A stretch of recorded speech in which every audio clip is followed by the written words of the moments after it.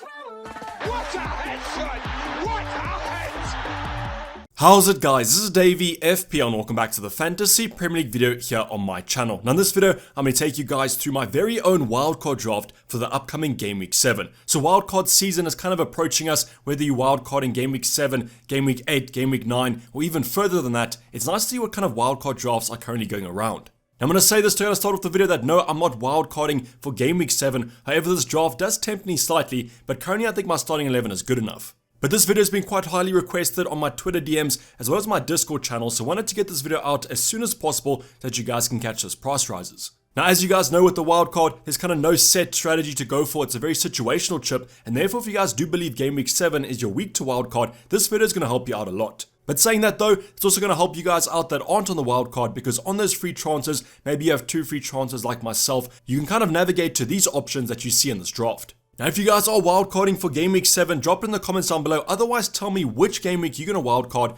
and I'll be talking about that in an upcoming Ultimate Guide. So that's something you guys are interested in. Sit back, relax, and let's get straight into this.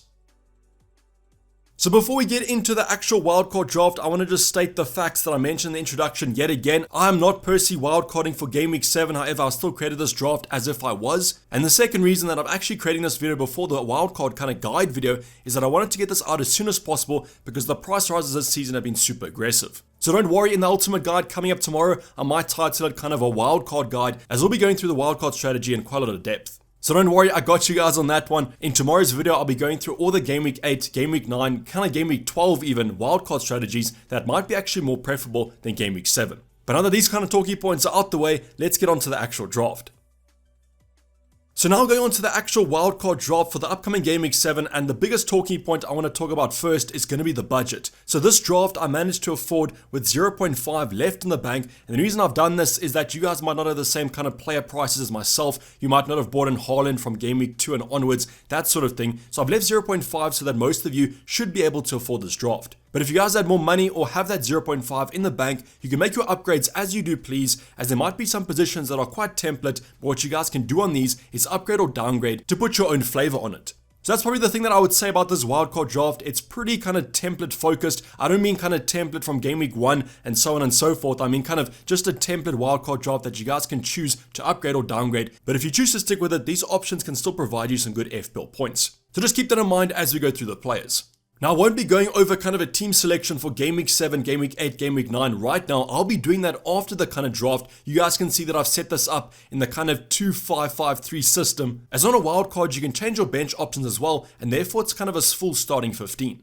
But don't worry, later on I'll be addressing the kind of game week fixtures, and we're going to be going from Game Week 7, 8, and 9 to cover all those game weeks. But going on to our goalkeeper department, and my goalkeepers of choice that have been pretty popular, I think, with most transfers in because they scored quite a few points, but also because he's quite a strong goalkeeper, it's going to be Nick Pope at 5.1 million. Now, the Newcastle fixtures are great for the upcoming game weeks, and that's how I really do like them. I prefer Newcastle over someone like a Brighton and a Sanchez, just because the Newcastle fixtures are great up until about game week 16. Ward then comes in at quite a cheap price point, 4.0 million, kind of the only 4.0 that starts, and as of now, he is starting for Leicester. However, that might change in the future. Leicester's defense isn't too great at the current moment, but I still think that Danny Ward should be between the sticks. Now, generally, most game weeks, you're probably going to start Nick Pope, but there might be 1 or 2 where you actually start Ward when Newcastle have bad fixtures. Now, there are some other options that you guys can particularly look at. I do think Sanchez is a viable option if you guys are wildcarding in Game Week 7, and the reason for that is that Brighton have some nice short-term fixtures, but as I mentioned, in the more medium-term to long-term view, Nick Pope beats him. We're then going to move on to our defensive department, and I'm going to show you the first 3 right now because these are my more nailed kind of defenders to actually opt for. You guys can see Trent at 7.5, Reece James at 6.0, and then finally Kieran Trippier at 5.2. Now, I do know there might be some controversy about kind of Trent and Reece James, both these two options. Yes, they have had kind of good game weeks here and there, but generally they've been pretty disappointing. I do think though for game week kind of 7, Trent and Reece James are fine fixtures to kind of look at. You guys know the attacking threat of these two assets. Even though the clean sheets haven't been flowing in, I think both their sides will rebound, and that's how I've selected these 2 more premium defenders. But if you guys do want to downgrade them, go for some other options. If you need some cash to upgrade your midfield, I would particularly look at Trent or James out. Trippier though comes in as a kind of nailed wildcard pick at 5.2 million, cheap enough price point to be kind of mid-ranged, great fixtures coming up alongside Nick Pope, but he also adds that attacking threat. Just this weekend we saw Kieran Trippier create 5 chances off those set pieces, and because he's on direct free kicks, I'm pretty sure he'll score 1 or 2 of them from now to that game week 16. But these 3 are my kind of main defenders to go for on the wildcard, and that's why I've highlighted them first. Now the next option is still going to be quite integral in terms of bench rotation. It's going to be Lewis Dunk from Brighton. Now you guys could go for someone like an Estupinan, but we saw this weekend, game week 6, there was some rotation there, and that's why I think Lewis Dunk, he's nailed in that starting 11 and does still offer some attacking threat. Now between him and Webster, it's a real kind of 50-50. I've just gone for Dunk because he is their captain, but you guys go for the cheaper Webster at 4.5. Now we spoke about Sanchez being an alternative in the goalkeeper department. I've included a Brighton defender here because the fixtures in the short term are still quite nice, and he actually rotates quite nicely with my midfield and my forward departments. So I guess we can classify Lewis Dunk as a kind of utility player on our wildcard. We've kind of shifted away from the back 4, the back 5s. We're actually going for a nailed back 3 with a rotation piece. And then our final defender to close off the back 5 is going to be Emerson at 4.0. Now you guys could actually go for Neco Williams, a Patterson from Everton. I probably would go for them as they are slightly more nailed than Emerson. But I wanted to highlight him because West Ham's fixtures are pretty strong. And if he does nail down that spot in that defense, I think 4.0 is an absolute steal. So what I've actually read over on fan forums and on Twitter is that apparently Emerson and Cresswell will compete for that kind of starting spot. And therefore, as I mentioned, there might be some rotation between them. But on a wild card, you can take 1 or 2 punts, especially at 4.0 million, and that's why I've also gone for Emerson. Now we're going to go into where things kind of spice up slightly. We're going to be going to our midfield department, and we haven't spiced it up enough because I still am including Mo Salah. Now I know this might be a very controversial one, but what I will say to you guys and what I will kind of pose on you if you are wildcarding is that would you captain Mo Salah in game week 7? If the answer is no, then I probably would go without Mo Salah. He has some tough fixtures coming up. We will detail that in the ultimate guide or wildcard guide tomorrow. But if you don't want to captain Mo Salah in game week 7, then I would probably go without him. I just think currently the Liverpool winger is playing too far out wide, not getting central enough. His stats have kind of dropped off, shots are down, XG is also not looking too strong, and with some tough fixtures coming up for Liverpool from game week 8 onwards, I would probably go without the Egyptian. But as I said, please go back to Cam, see if you want to captain Mo Salah game week 8 or 9, then I would still include him, but if you don't want to captain him for the upcoming game weeks, then I would probably go without. I simply have included him because I do think he'll be the majority captain for game week 7, and that's why I wanted to kind of go for a more template option. But I think this game week 7 kind of Mo Salah debate and game week 8 and 9 is going to be a similar occurrence. I think everyone who are kind of wildcards in the next 3 game weeks will have to decide to go with the Liverpool man or not. Let me know in the comments down below what you guys are currently thinking, and if you even have some free transfers, are you taking Mo Salah out this week? To kind of continue these more template options, I'm going to include 2 Arsenal attackers with Saka and then also Martinelli. Now you guys might be asking me why, but the reason for this, I'm going to kind of jump ahead a bit. I've actually not gone for Gabriel Jesus up front, and therefore I still want some coverage from his ownership. The next 2 fixtures for Arsenal, Everton at home and then Brentford away, look pretty strong from an attacking point of view, and that's why I still wanted to include some Arsenal assets. But please don't kind of think that you have to own these Arsenal assets up until game week 16. Their price points are quite nice, and that's why I've left that 0.5 in the bank as well if you guys want to make an upgrade. Now Arsenal are playing pretty strong, and that's why I still wanted some coverage, and I do think Saka is a nice option over the next 2 fixtures. And then as I mentioned, after that you can always upgrade him because his price point is pretty decent. Now I think between the game week 7 and game week 9 wildcards, this will probably be the biggest difference that you guys will see is the Arsenal assets. I think most people in game week 9 will probably go without these Arsenal assets, where in game week 7, because of the next 2 fixtures, I would still opt for them.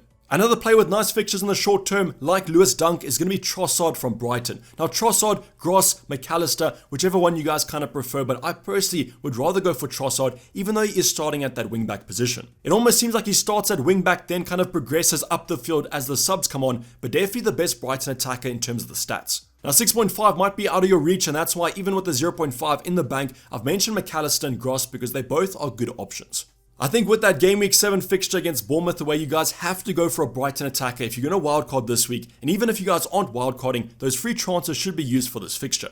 Then our final midfielder is going to be kind of a template one, Andreas Pereira at 4.5 million. The Fulham fixtures are increasing. Andreas Pereira is nailed at 4.5. What more can you guys kind of ask for? Unfortunately though, you might have some benching headaches when Fulham actually have a great fixture. But overall, in terms of this kind of 4 in midfield, you guys can see we've kind of shifted away from the back 4, back 5. We've included a 4 in midfield, and I think all of these players have the potential for some massive points in the upcoming game weeks. We're then going to move on to our forward department, where this is kind of the reason why most people are actually wildcarding to get a full front three. You guys can shift the funds quite easily to get this front three on a wildcard, and that's why it seems like it's going to be quite popular. So on Game Week 7, you guys might get ahead of the curve. Come Game Week 9, when most managers will wildcard, you might already have those 3 front attackers, and they might have actually got you points in Game Week 7 and 8. Now the first player is going to be a no-brainer here, the most essential option I would say in the FPL game at the current moment. It's going to be the Norwegian Erling Haaland.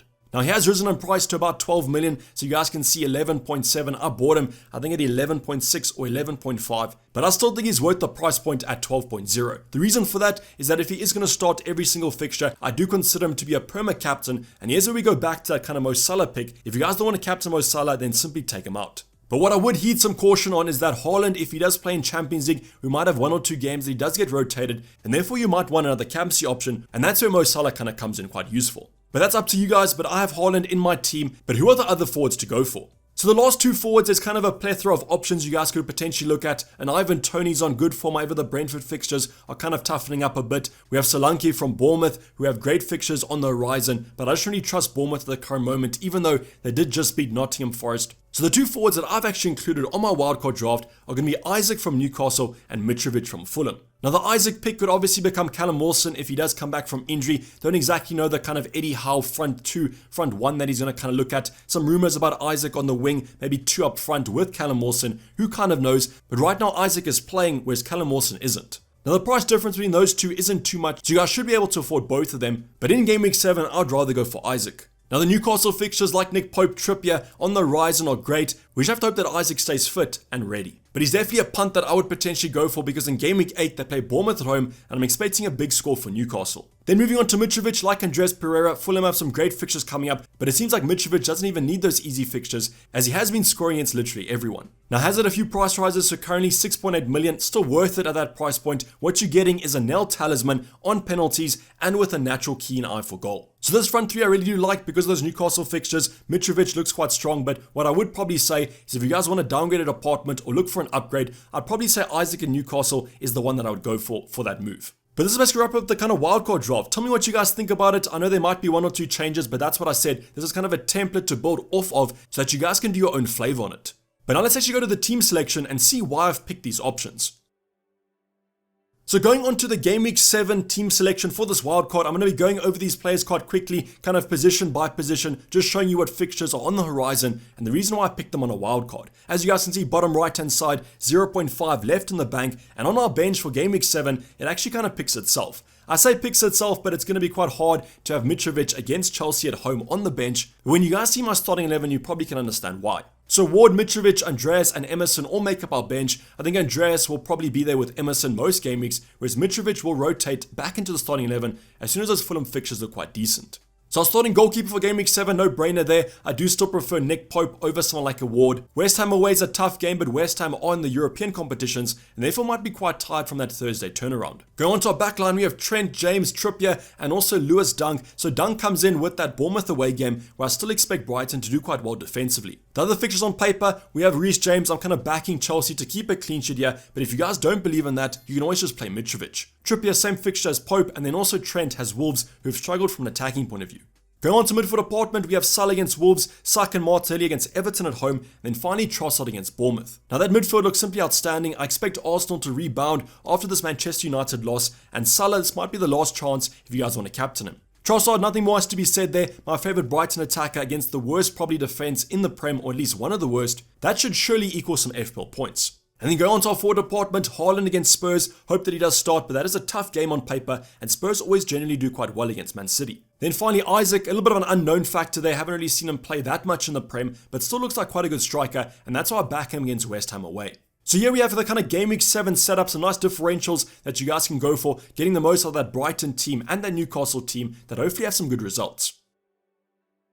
We're now going to shift our attention to Game Week 8, and Game Week 8 is probably where most people might consider using the wildcard, and that's why to have a strong Game Week 8 team is going to be essential if you want a wildcard earlier. So going on to our bench, you might be surprised here to see Andreas Pereira on the bench against Nottingham Forest away, but when you guys see our starting 11, you can always rotate him in if you favour a fixture. Starting in goal, I've gone for Nick Pope against Bournemouth at home, no kind of question there, over a Ward, has Spurs away, so Nick Pope's definitely the one to go for. Pairing him up yet again is going to be Trippier with Bournemouth at home as well. Great fixture on paper. I'm expecting defensive and attacking returns from the English fullback. Lewis Dunk against Crystal Palace at home, a tough game on paper there, but I still think Brighton could keep a clean sheet potentially. Then we have Trent against Chelsea, which might be a tough game. Now I'm going to go into our midfield department because I've actually opted for the Liverpool assets over the Chelsea assets, and the reason for that is that currently Chelsea are conceding, and that's how I want Mo Salah, and I'm just hoping that Trent might assist him. But you guys could also opt for James if you want to play the odds there. Maybe play Reece James over Trent. If Salah scores, you're happy. If he doesn't, you hope that Chelsea keep a clean sheet, and so on and so forth. We then have Saka and Martinelli against Brentford away. Now Brentford are playing well from an attacking point of view, but from a defense they've kind of slipped recently, and that's why for Arsenal, still a good fixture. Then also Trossard against Crystal Palace, a tough game yet again. Crystal Palace are quite a good defensive side, but I guess Brighton have also been playing well. But in our forward line is where the magic really happens. We have Haaland against Wolves away, which is a tough game on paper, I guess, but Man City always do well against them. And I mean, this is Haaland at the end of the day, one of the best strikers to actually touch the Prem apparently. But definitely the ones I'm favouring are going to be Mitrovic against Nottingham Forest away and Isaac against Bournemouth at home. Probably the two best fixtures on paper in the Prem at the current moment, and I just see so many points from these two assets. I guess you guys might even consider them for captaincy. I mean, both fixtures on paper are strong. If they both start and play 90 minutes, as I mentioned, it's basically guaranteed points. So game week 8 on paper looks outstanding. Yes, we do have the Chelsea vs Liverpool fixture, which isn't the best, but still our other players I think will get us some points. And then finally go on to game week 9, where this will be the week that most people use the wildcard, and therefore you want your team to still look pretty respectable. So going on to our bench positions, kind of picks itself. We have Trossard Dunk against Liverpool, which might be a tough game, but who kind of knows what form Liverpool will be on. And then finally Emerson against Wolves at home. Now I'm going to go on to our goalkeeper department because this is an interesting talking point, and probably one of those situations where you might actually play Danny Ward over Nick Pope. So Pope has Fulham, and as you guys can see on our bench, we're not going to be going for an Andreas Pereira on our bench or Mitrovic on our bench, and therefore you're probably hoping that Fulham actually score. So in this situation, I might actually play Ward against Nottingham Forest and then just bench Nick Pope. In our backline, we have Trippier that might account for some attacking returns. You don't have a Fulham defender, so you're hoping for some more attacking returns from their Newcastle side. We then have Trent against Brighton, tough game, but it is a home game at Anfield, so hoping for the best. And then finally Reece James against Crystal Palace away. Go on to midfield department, Salah against Brighton, but now we have the Saka and Martinelli tough run of fixtures with Spurs at home. Now you guys could keep them because it's a North London derby, but if you guys do recall, we wildcarded in game week 7, so now we have 2 free transfers. So Martinelli, Saka, if you don't like the fixture, you can always take them out, or just take Trossard or Dunk out, and then put them on your starting 11. So here's probably one of those advantages of wildcarding in game week 7, you now have 2 free transfers to kind of adjust, and then you can always go for players with better fixtures. Just off the top of my head, most people are going for Maddison and also potentially a Wilfred Zaha, and that could be a nice downgrade from Saka. So that's my 2 cents. Use those 2 free transfers on those Arsenal assets, and then get yourself a better starting 11. And then finally, Andreas Pereira, the Newcastle fixture already spoken about. Tough game on paper, but I do think that you might favour the attack of Fulham there. And then finally, our forward department, we have the Manchester derby with Haaland against them at home. Is at the Etihad, so I still think they'll do quite well. They've beat Liverpool and Arsenal, but Man City's a whole different story this season. And then finally Mitrovic, Newcastle, and also Isaac against Fulham. So both these two options play each other. I'm hoping for a lot of goals there, and hopefully the other players get us those assists. But generally game week 9 still looks pretty strong, and if you guys do make those 2 free transfers, Zaha or Maddison in will make this team so much better. So let me know what you guys think about this kind of wildcard 7 draft. Do you like it? What changes would you make? I think for the next 3 game weeks, at least up until game week 9, the team looks pretty strong, and then you're going to reap the rewards after that with those lovely fixtures coming up. As I mentioned earlier on, if you are wildcarding, drop it in the comments down below. Otherwise, I'll check you for the other videos coming up. But this is basically up to the video, guys. Hope you did enjoy it. Please don't forget to like if you did and subscribe if you haven't subscribed yet. As mentioned earlier on, tons of videos coming up, so make sure that bell notification's on and you guys will follow me over on Twitter. But I'm signing off with Dayvy FPL, and I'm out. Cheers, bye.